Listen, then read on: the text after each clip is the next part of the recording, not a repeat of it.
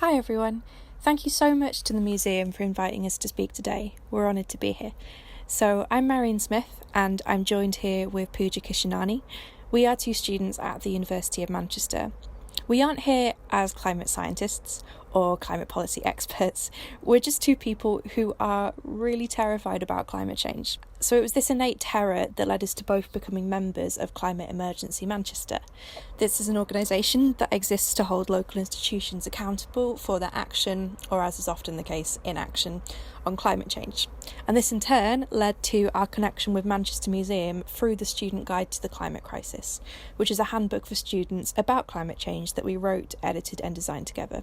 The Student Guide has three main components: one of accessibly explained facts about climate change and climate policy, one with lots of resources on how to get started with climate activism and social justice activism more widely. But the area that we feel is the most urgently needed when we talk about climate change is the opening section with advice and resources for processing the emotions you might experience in relation to the climate crisis, which is the reason why we're here today. We will now end with a poem by Anne MacDonald titled "She Told Me the Earth Loves Us."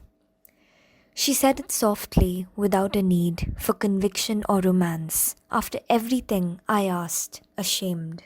That's not the kind of love she meant. She walked through a field of grey, beetle-pawed pine, snags branching. Like polished bone, I forget sometimes how trees look at me with the generosity of water. I forget all the other Breath I'm breathing in.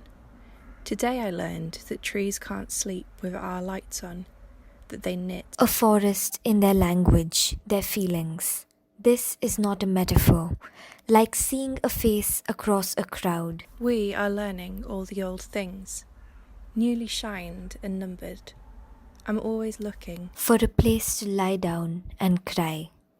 Green, mossed, shaded, or rock quiet, empty, somewhere. to hush and start over.